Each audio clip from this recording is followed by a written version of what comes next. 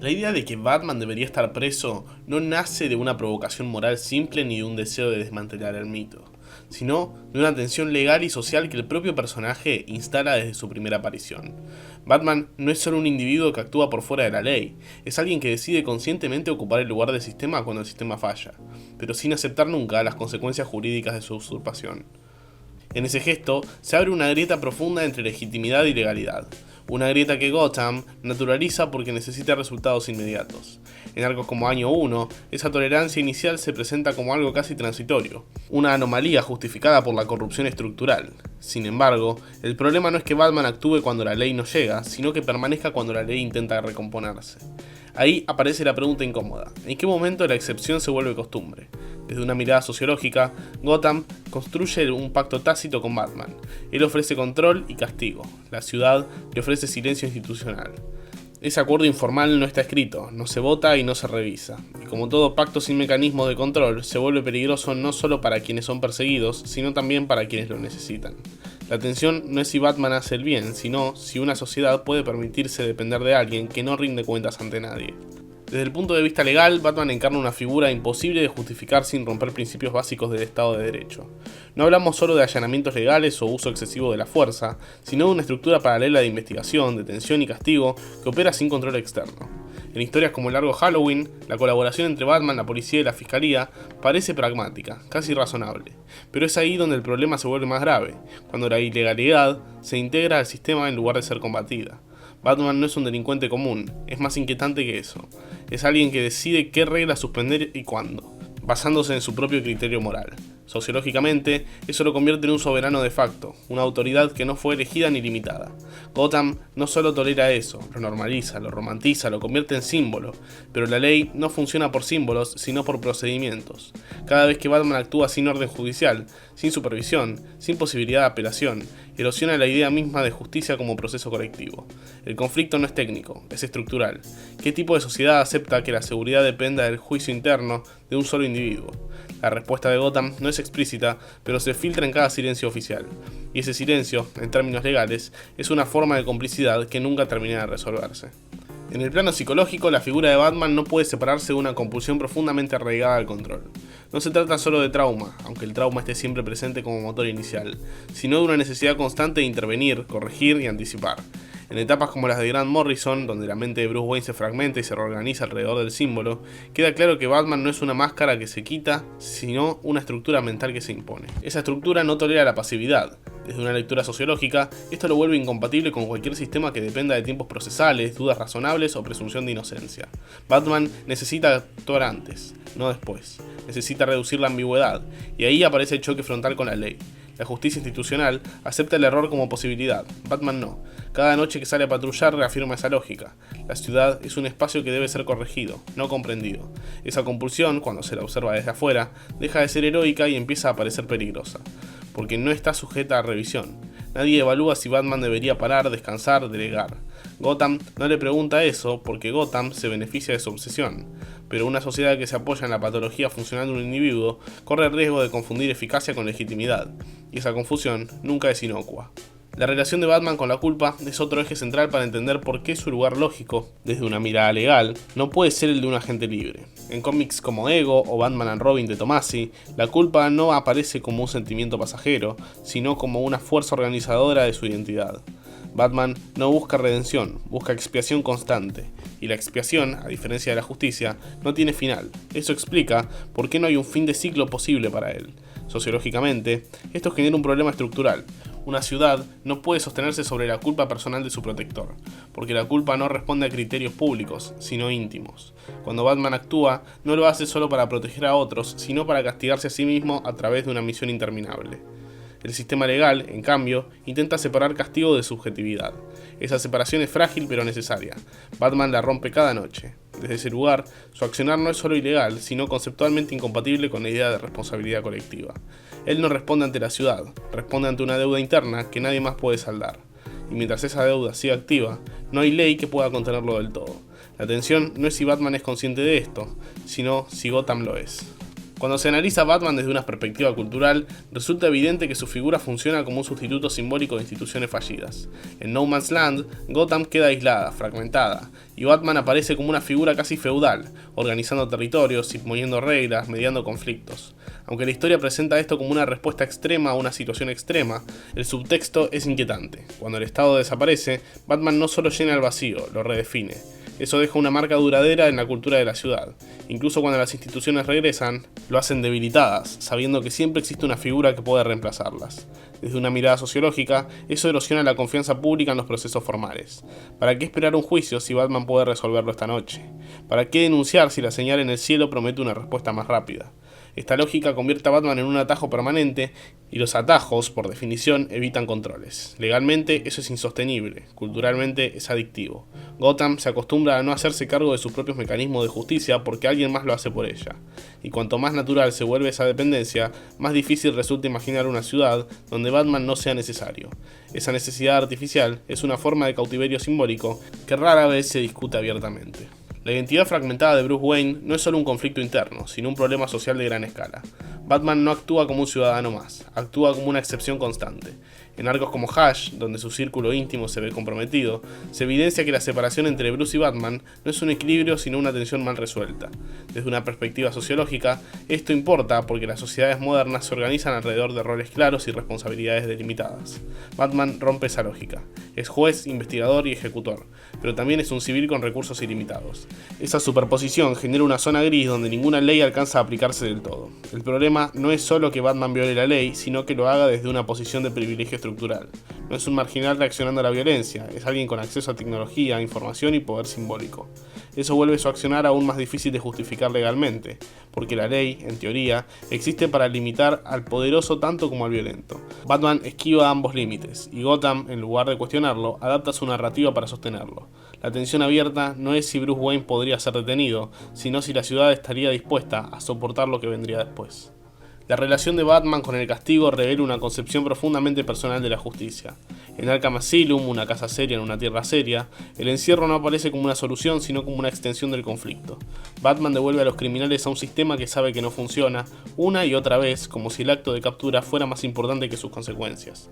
Desde una lectura sociológica, esto muestra una justicia ritualizada, casi compulsiva, donde el acto importa más que el resultado.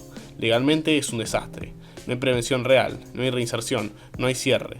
Pero culturalmente, ese ciclo sostiene el mito. Batman necesita que el crimen continúe para justificar su existencia, aunque nunca lo admitiría. Esa dependencia mutua entre vigilante y criminal crea un ecosistema cerrado, autorreferencial. Gotham no sale de ese bucle porque el bucle es funcional al relato. El problema es que, en términos legales, sostener un sistema que no busca resolverse es una forma de negligencia institucional. Batman no es responsable solo de lo que hace, sino de lo que perpetúa. Y esa perpetuación, aunque esté envuelta en buenas intenciones, plantea una pregunta incómoda sobre su responsabilidad real frente a la sociedad que dice proteger. El silencio de las instituciones frente a Batman no es neutral. En historias donde comisionados, fiscales y alcaldes eligen mirar hacia otro lado, se construye una cultura de excepción permanente. Desde el derecho, eso equivale a una suspensión selectiva de la legalidad. Desde la sociología, es un síntoma de resignación colectiva. Gotham no cree que puede salvarse a sí misma, necesita una figura externa que haga lo que ella no puede o no quiere hacer.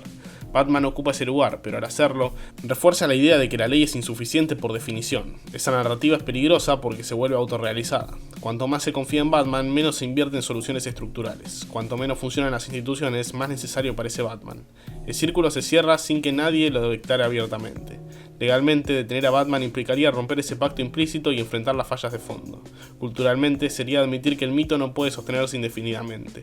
La tensión no está en si Batman merece ser arrestado, sino en si Gotham está preparada para vivir sin la coartada que él representa. La noción de responsabilidad en Batman está profundamente distorsionada. Él asume una responsabilidad total por la ciudad, pero sin aceptar responsabilidad legal por sus actos.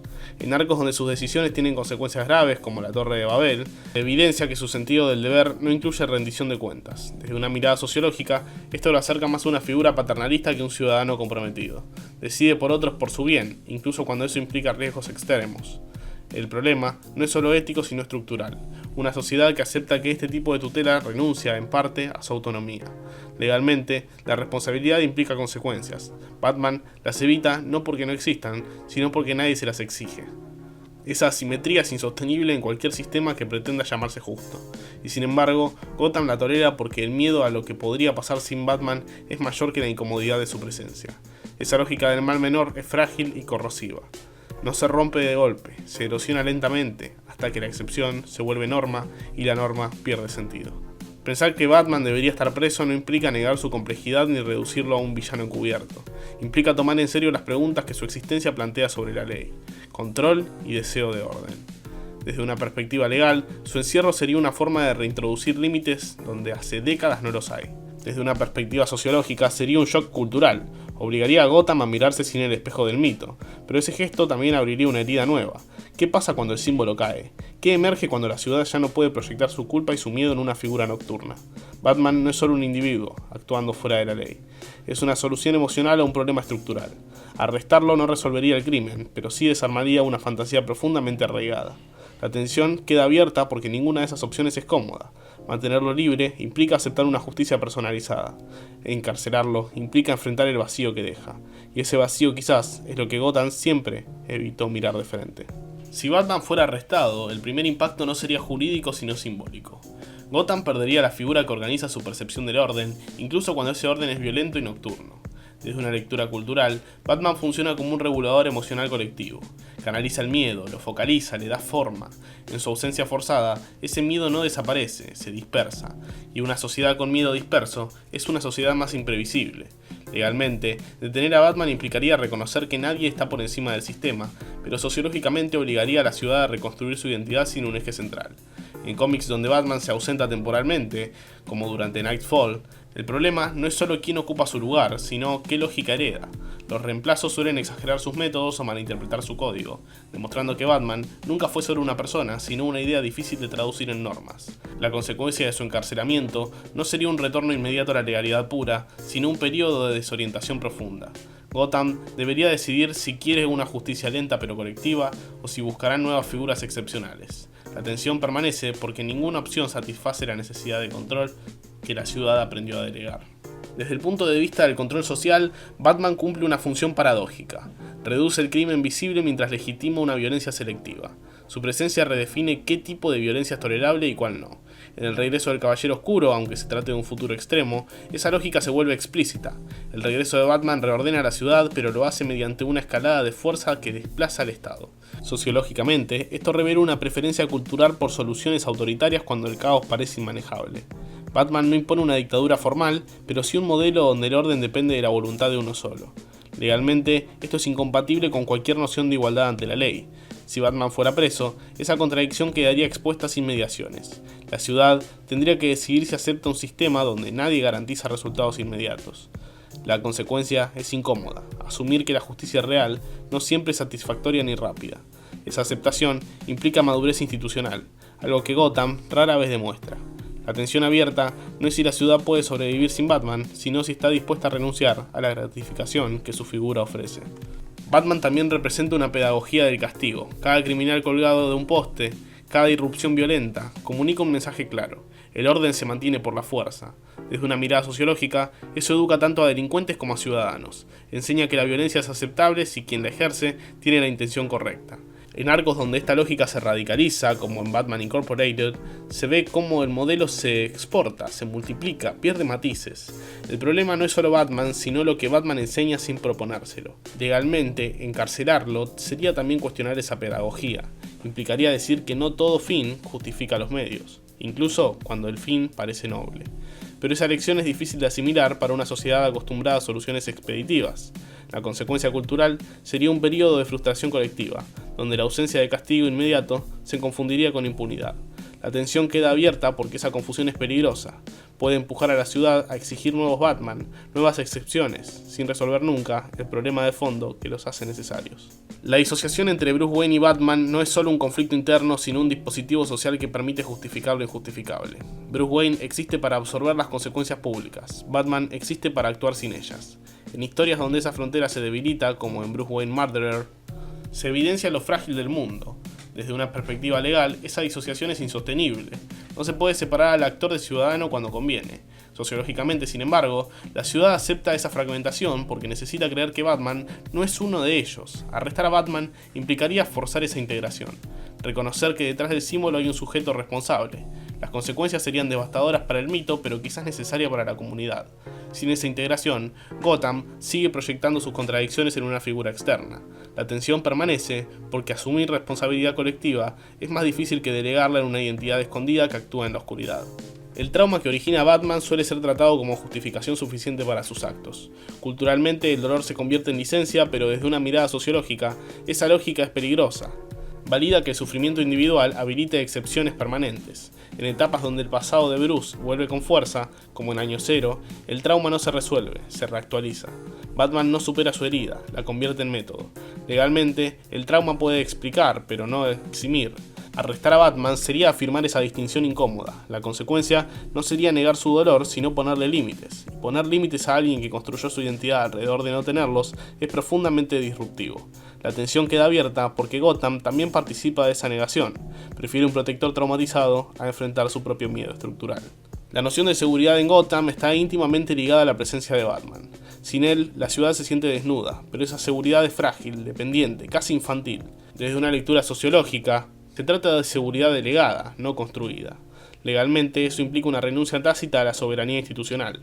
En arcos donde Batman cuestiona su propio rol, como en Endgame, aparece la posibilidad de un cierre, pero nunca se concreta del todo.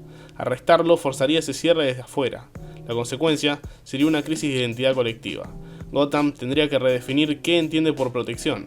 La tensión sigue abierta porque redefinir la seguridad implica aceptar la vulnerabilidad, algo que la ciudad siempre evitó. Batman también encarna una forma de deseo, el deseo de que alguien vea lo que otros no ven y actúe sin dudar. Ese deseo es profundamente humano pero socialmente problemático. En historias donde su vigilancia se vuelve total, como en El Ojo del Hermano, se muestra el riesgo de ese impulso llevado al extremo. Sociológicamente, el deseo de control absoluto suele justificarse en nombre del bien común. Legalmente es una pesadilla.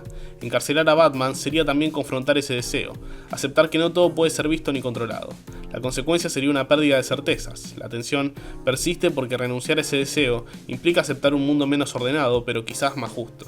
La relación de Batman con la responsabilidad es asimétrica. Asume todas las cargas, pero decide cuáles reconocer. En Ciudad de Bane, cuando su control se pierde, queda claro que su responsabilidad nunca fue compartida. Desde una perspectiva sociológica, eso debilita el tejido social. Nadie aprende a hacerse cargo si otro lo hace siempre por ellos. Legalmente, esa concentración de responsabilidad sin supervisión es inadmisible. Arrestarlo redistribuiría esa carga, aunque de forma abrupta. La consecuencia sería caótica, pero también reveladora. La tensión abierta es si Gotham quiere aprender a sostenerse sola o prefiere seguir delegando. Pensar a Batman preso también obliga a revisar la noción de heroísmo. Culturalmente, el héroe es quien actúa cuando otros no pueden, pero desde una mirada legal y sociológica, el verdadero desafío es saber cuándo no actuar. Batman casi nunca se permite esa pausa. En arcos donde su presencia agrava los conflictos, esa incapacidad se vuelve evidente. Arrestarlo sería imponerle una pausa forzada. La consecuencia sería enfrentarlo con la inutilidad momentánea, algo que su identidad no tolera fácilmente. La tensión sigue abierta porque el héroe moderno parece incapaz de existir sin conflicto constante. Finalmente, decir que Batman debería estar preso no es un deseo punitivo, sino una invitación a pensar los límites del mito. Gotham necesita decidir si quiere vivir bajo una excepción permanente o asumir la incomodidad de la ley imperfecta. Encarcelar a Batman no resolvería el crimen, pero desmontaría una fantasía peligrosa, la de que alguien puede cargar con todo sin rendir cuentas. La consecuencia sería un vacío simbólico que obligaría a la ciudad a mirarse sin intermediarios. La tensión queda abierta porque ese vacío puede generar algo nuevo o algo peor. Y Gotham, como siempre, parece atrapada entre esas dos posibilidades.